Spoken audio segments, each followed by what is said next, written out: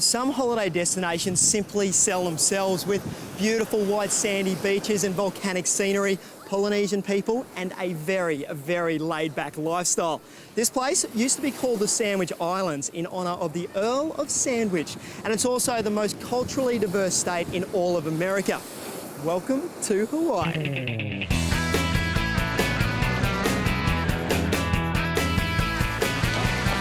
Hawaii is made up of more than 132 islands, 8 of which are easily accessible to those of us seeking a great holiday destination. Created by volcanic activity millions of years ago, the islands feature lush tropical valleys, stunning beaches, the odd active volcano, and a wonderful cultural mix. Even more impressive, 90% of the flora and fauna here can't be found anywhere else on Earth. Getting to Honolulu has never been easier or more affordable, and Jetstar fly to Hawaii most days.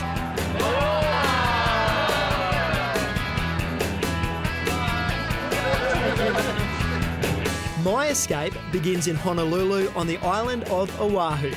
This is where most travellers start and finish their holiday, but I'll be travelling to the lesser-known island of Hawaii, or as the locals like to call it, the Big Island.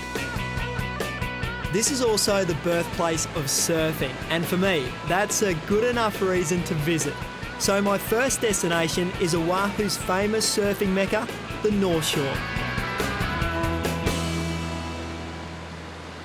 For those of you who know a bit about surfing, this here is the famous Sunset Beach on Hawaii's North Shore. Now, although it's a bit of a mill pond today, in the winter months this place can come alive with 40-foot plus swells, and the whole beach gets covered with international tourists and surfers.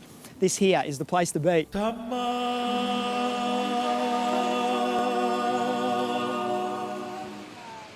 Hawaii is a very special place for many reasons.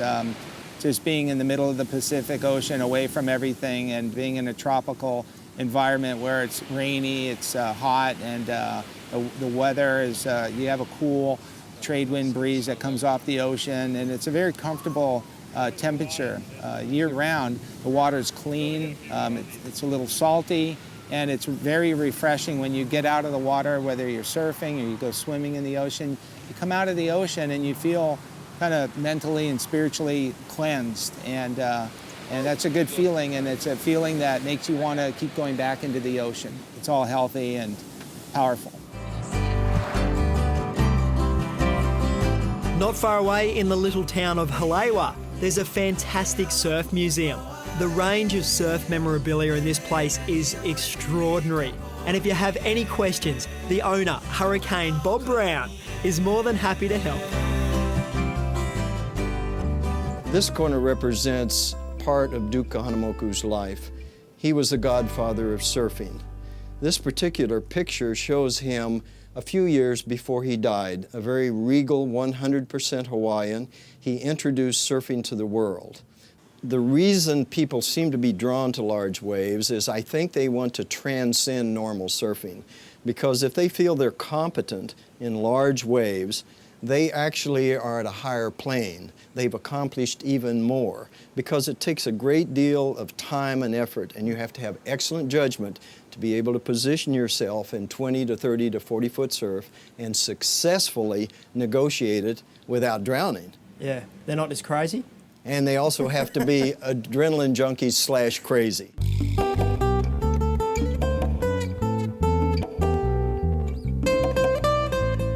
It's extremely important for people who visit Hawaii to realize they need to be respectful of the local people at the surf breaks, because they're usually rather crowded. But one thing that you have to remember when you first surf in Hawaii, you need to learn the rules of the road, which simply means have situational awareness, do your best to look to your left and your right, and don't take off in front of someone who's coming down the wave. That's called dropping in. Great advice. Honolulu is the arrival point for most visitors. The recently renovated shopping district near Waikiki is a great spot to spend a few hours searching for bargains, and you'll find plenty of shops, bars and restaurants. One store well worth a visit is Mana Hawaii, which encapsulates many of the Polynesian traditions of the islands. There are in fact 5 different businesses here, including traditional massage, ukuleles, local fabrics, medicines and spices, and of course, hula lessons. When I teach hula, I like to teach it because it comes from here. When I start to teach you words that belong and go with the motion, I want you to know and feel those words. Like when I say, you know, ke kai is the water. So I want you to feel the water, like when you're surfing. So when something reaches you and you show ke aloha, the love, yeah, I want you to feel the love, okay? All right, now the first step is a kaholo. So put our hands on, put your head up, and always smile. Show me your teeth, yeah.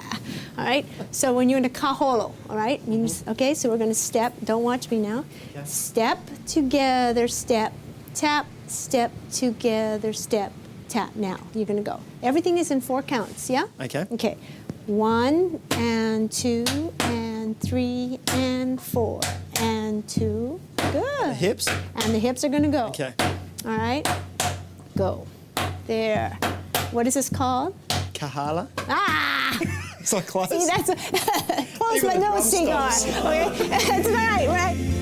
The lei has played a celebratory part in the Hawaiians' culture for thousands of years and still plays an important role today, as master lei maker Bill Cha explains.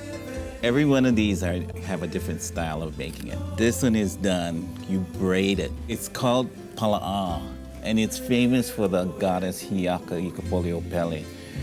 This is one of those leis that the women wear. So for a lei like this, is there a story that goes along with that? There's several stories with it. Most of these are modern day leis, but when you get to more traditional leis, there's a different story for each plant. Yep. Like this one has hiaka in it, where it's used especially when you're crossing the volcano area. Because it's for women, it helps them safeguard their safe passage across the lava fields. You'll be done in no time.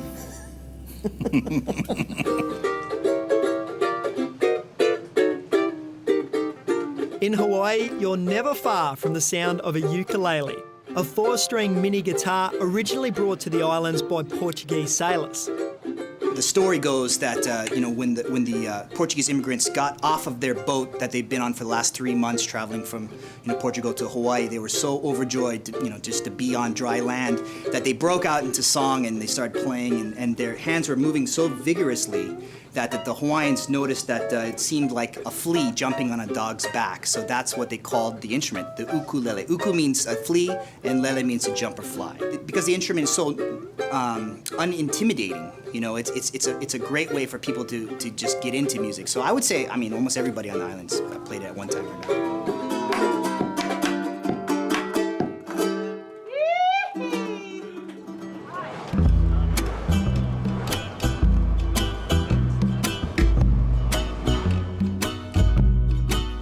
Before leaving Oahu for the Big Island, a couple of friends recommended I check out a rather interesting ava bar, the Diamond Head Cove Health Bar.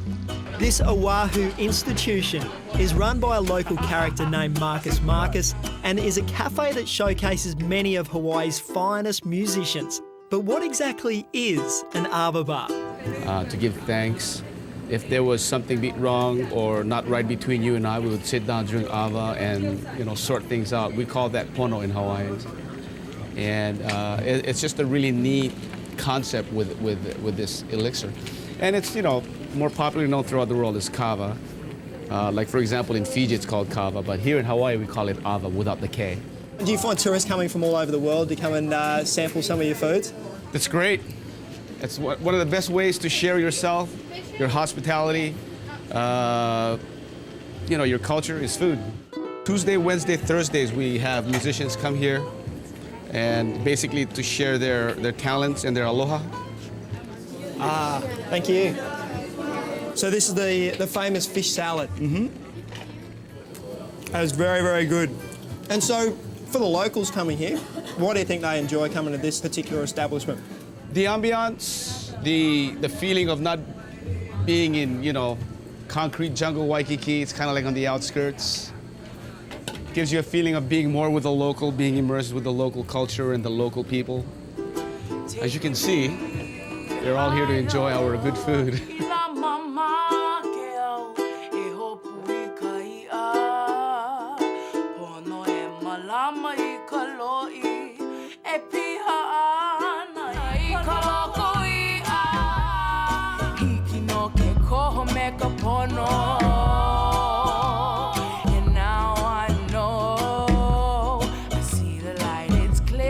Music's always been a part of my life ever since I was a toddler, you know.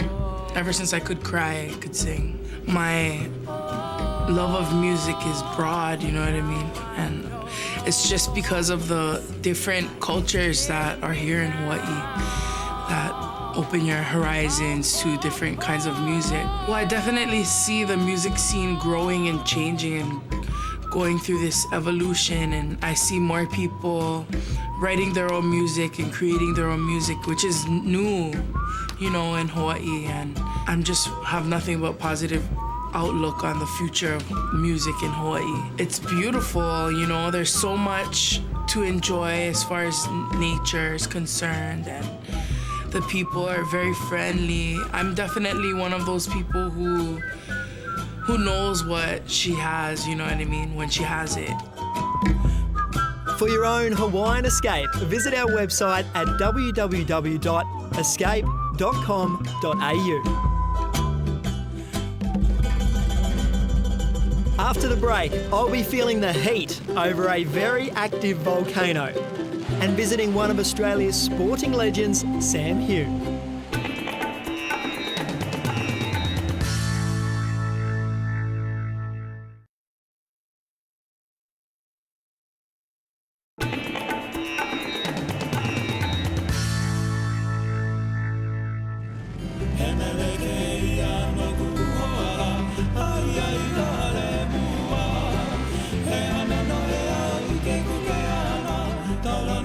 Hawaii quite literally is growing. In fact, the active volcanoes here are constantly oozing out lava and expanding. The very best place to see this in action is the Big Island, and a flight from Honolulu to Hilo takes no time at all.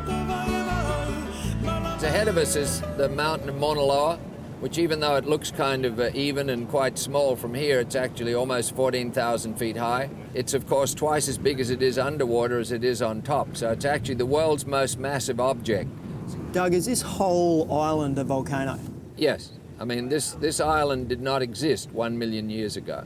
And is it still moving at the moment? It's still growing? It's moving, well, it's moving on the Pacific crustal plate 4 inches a year actually to the northwest. So, you know, if you GPS your house, in 3 years it's going to have moved a foot. I don't know how that much. As you may have guessed, my host is an Aussie. Now based in Hilo, Doug Arnott runs a budget lodge and regular tours to the island's many scenic spots.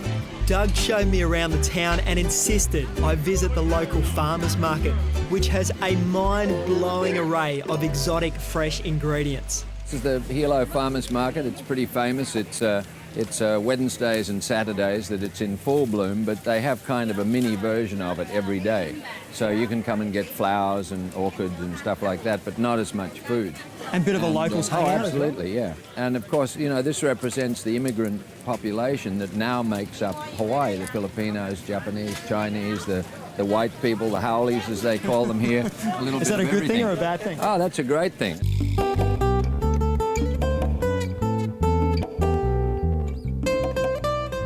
Two biggest things here are Volcano National Park, which everybody visits with or without lava, and of course Mauna Kea Mountain behind you. And because we do those on alternate days, we have to have another activity, which is our valleys and waterfalls. And out this coastline, we have a most amazing collection. And there are several like Akaka Falls and others that you just see as you cross the bridges. It is a very special place.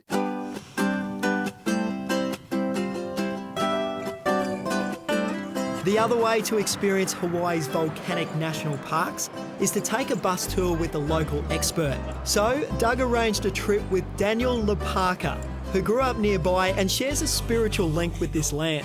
This is actually one of the biggest attractions here in Hawaii, mainly because of our active volcano.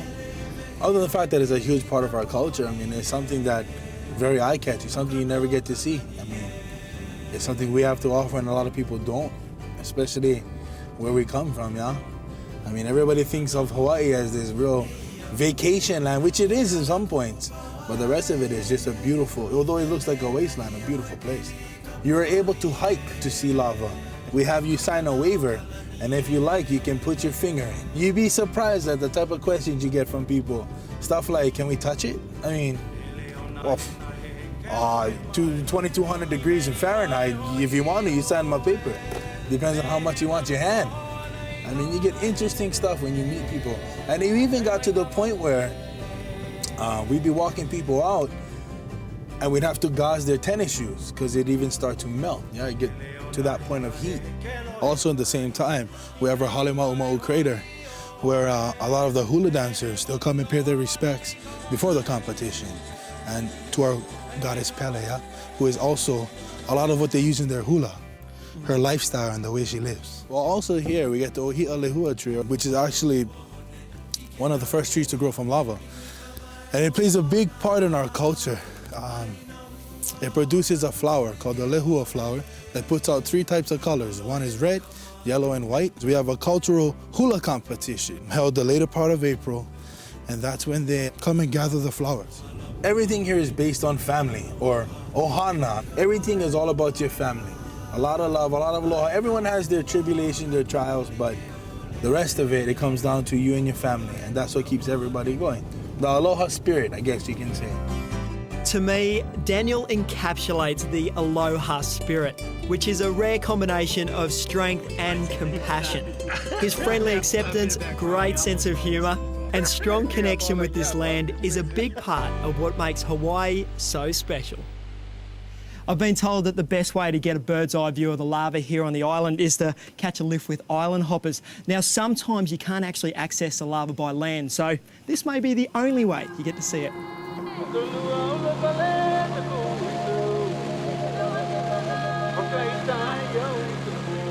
You must have seen some pretty amazing times up here when it's erupting. And yeah, I grew up down by the ocean along the coastline to our left down here, and from my parents' house in the 80s and early 90s, sometimes for years at a time, we could look upslope and see the lava shooting up over 1,000 feet in the air. Wow. It was amazing. It's spooky. And at night, the whole sky was red. It's just amazing. How much of the island's actually still active with volcanic activity? Well, at least a third of it is in danger of lava flows, which could erupt at any time. There's, in recorded or recent history, people have been able to evacuate before the lava covers their house or kills them.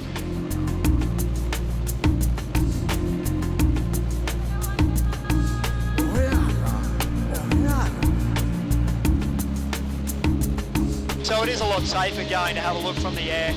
It is, yeah. Oh, if you don't know what you're doing on the ground, oh boy, watch out.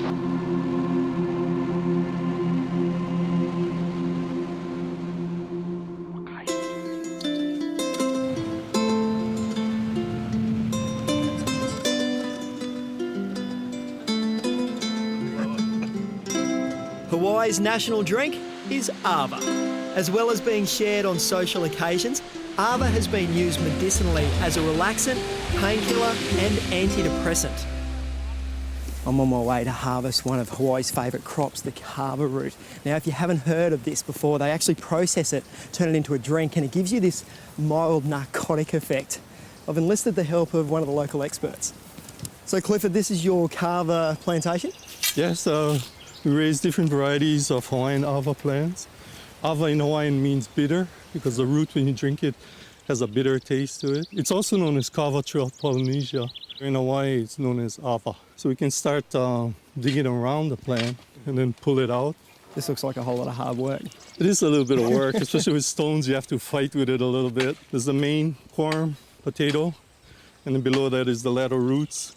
This is where the most potent. As you get up to the top of the plant, it's less potent. We chop it into small pieces and dry it about 1 week in sun like this. We put it through a hammer mill to make a fine powder. They use this for ceremonial purposes, like when they have hula dances, and they'll use the powder to make a drink for before they dance. They drink a little bit to perform a ceremony. And traditionally, they have like new moon ceremonies where once a month they all get together and they'll drink. And just the regular people that want to just use it socially or just help them sleep, help them relax. And is there a certain cheers that the Hawaiians do when they're drinking kava? Like cheers or? They usually clap first. Mm-hmm. They do one clap and then they drink. Alrighty. Yeah. Let's do it. Okay.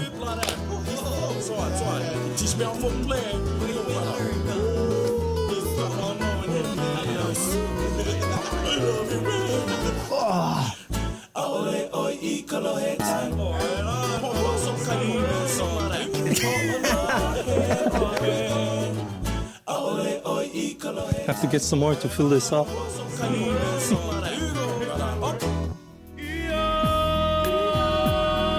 The Big Island is also home to an area called Kona. Kona contains over 600 coffee plantations, and the coffee here is considered one of the premium specialty blends. I'm visiting Kona Joe Coffee, where they've developed a unique growing technique. My husband and I bought this land, and it was actually 30 acres. The entire plantation is trellised coffee, which looks like a coffee vineyard. It's the only coffee vineyard in the world. It's a 19-mile belt, and we're right in the heart of the Kona coffee belt.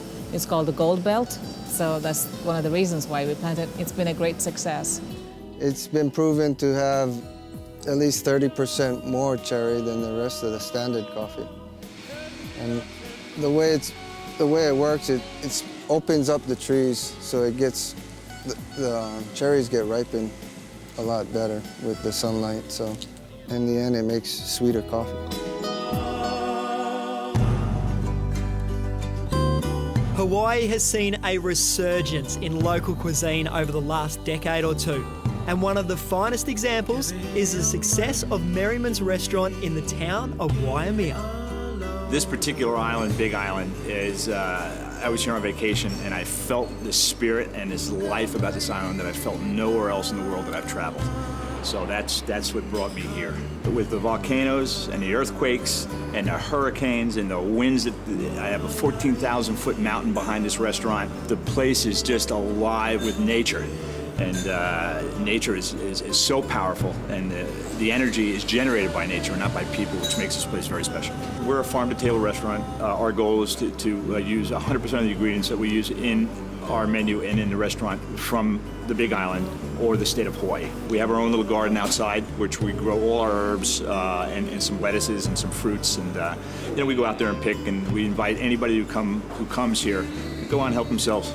Make a salad, take some herbs, take it home. Most of the guys up here, if not all the guys, are precision farmers. Everything they grow is the best that you can absolutely eat. And I'm stoked just to use it. I do a dish, I cut a tomato, I put it on, everybody comes out and claps for me. I'm a hero. I didn't do a damn thing. All I did was put it on a plate, so it's pretty cool.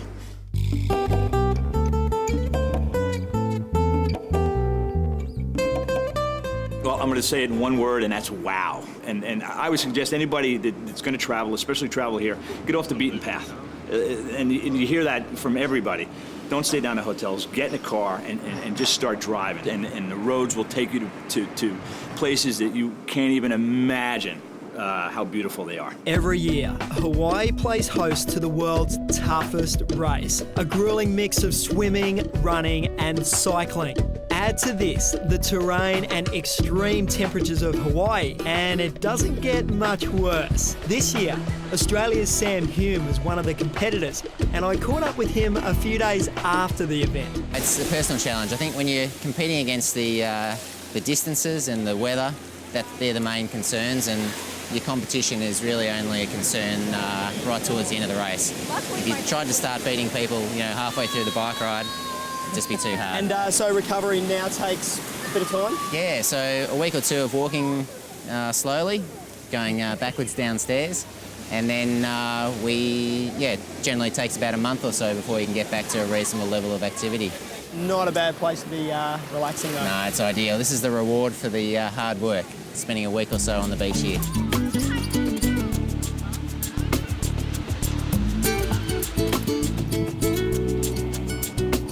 The Hawaiian Islands have so much to offer visitors that it's just a matter of deciding what you're looking for.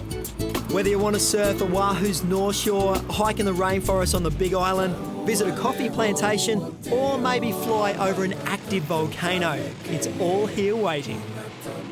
Well, it's the end of another beautiful day here in Hawaii, and it really is a superb escape destination. Two things that have really stuck with me though from this trip is the beautiful scenery and the mix of nationalities. So from here, at Waikiki Beach, it's aloha.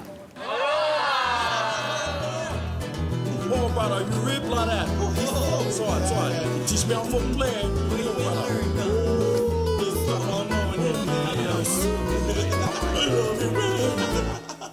Nails.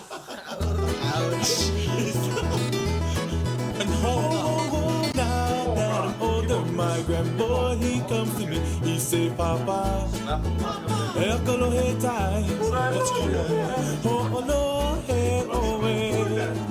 Ole, oi, Ekolohe time.